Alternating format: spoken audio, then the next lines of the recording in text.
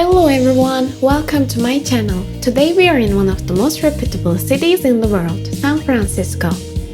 As soon as I saw the ground from the plane windows, I got too excited because this was my first time in the US.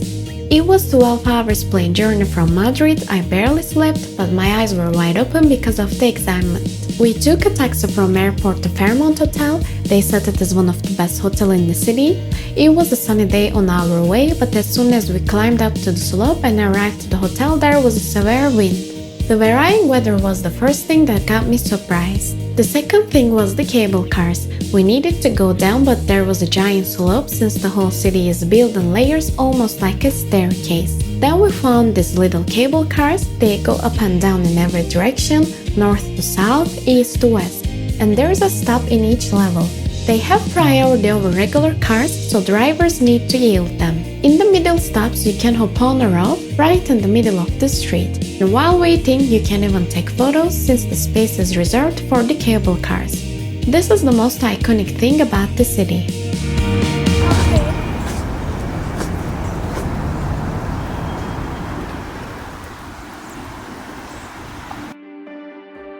Then we headed out to the Piers. We passed through Embarcadero Plaza.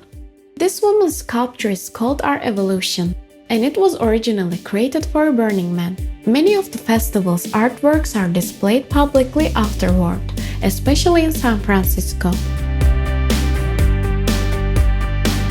In here, piers aren't numbered in order, some numbers missing entirely due to demolitions and rebuilds. In here, every pier has a different story.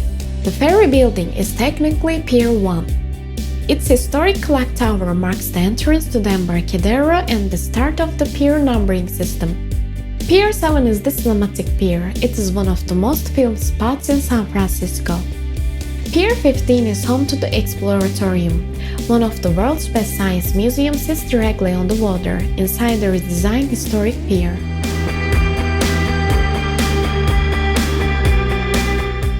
Pier 33 is where the Alcatraz ferries depart. It is the only official boarding point for tours to the Rock. And also many other piers used to be military or industrial.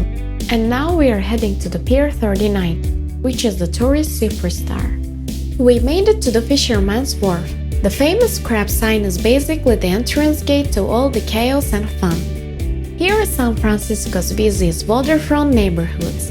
This whole area used to be the center of the city's fishing industry, and today it's a mix of old-school seafood spots, streetcars, and non-stop energy. Pier 39 is here, probably the most iconic pier in the city. It opened in 1978 and instantly became a tourist magnet.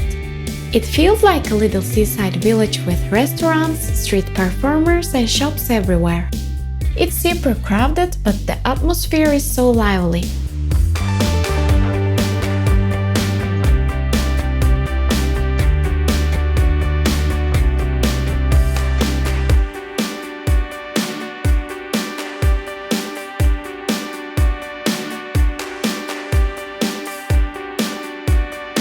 And probably the best part of Pier 39 is the sea lions. They randomly moved here after the 1989 earthquake, and they loved it so much that they never left.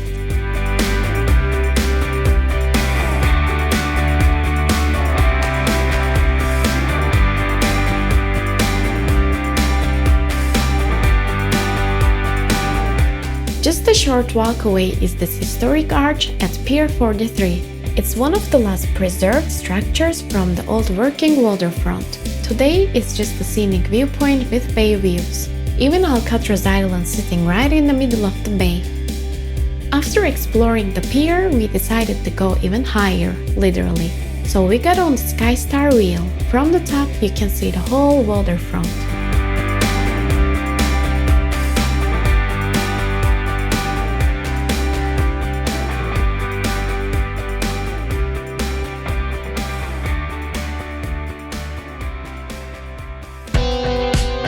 Then we are heading out to the Golden Gate Bridge, one of the most famous landmarks in the world.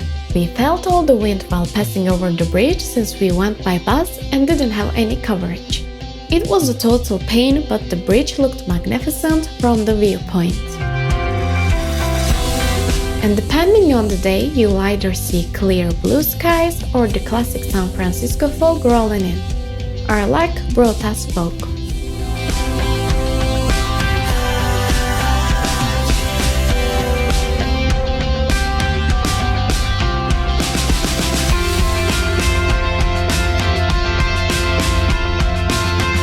On the way back, it was extremely windy again.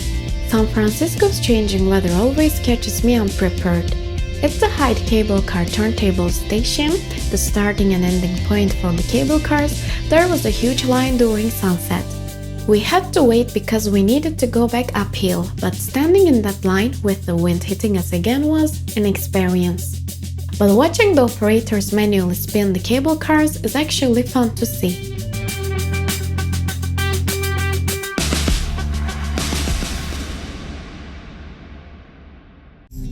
The first thing we did in the next day was going to Union Square. This area is known for shopping, big hotels and the classic city atmosphere. Almost every major brand has a store here, and the streets are always busy with tourists, shoppers and people heading to work. The square itself is a big open plaza surrounded by palm trees and skyscrapers.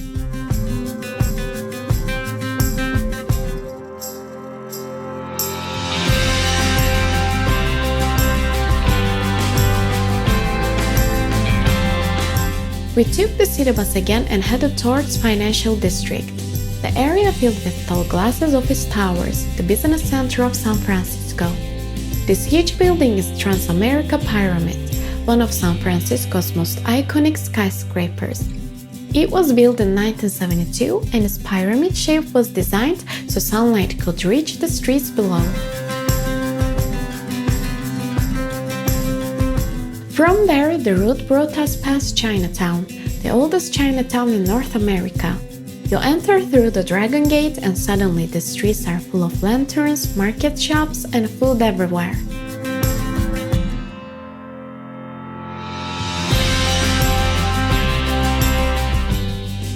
A little further along, we pass San Francisco City Hall, one of the most beautiful government buildings in the US. Its design and huge dome make it a landmark, and the dome is actually taller than the one on the US Capitol in Washington, D.C. As we continued the ride, we saw a few notable buildings, like the building of FBI, the house where they shoot Godfather, and several other buildings where they shoot famous movies. The bus also took us through a Haight-Ashbury historic neighborhood known as the center of the 1960s hippie movement. It's full of colorful houses and Victorian architecture, vintage shops and murals.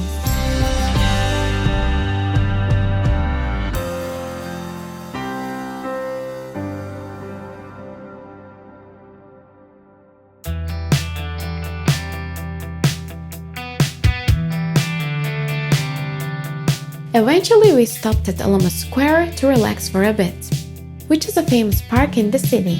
It's home to the Painted Ladies, a row of colorful Victorian houses with the city skyline behind them.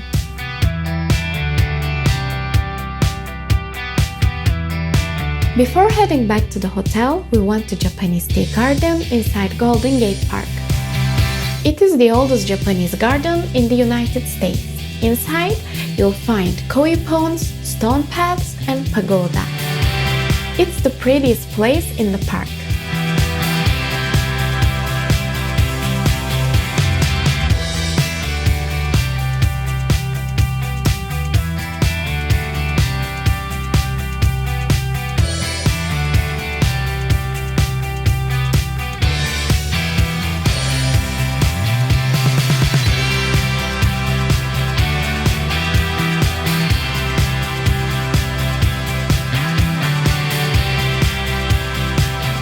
In part 2, we will visit Palace of Fine Arts and Balloon Museum. Stay tuned!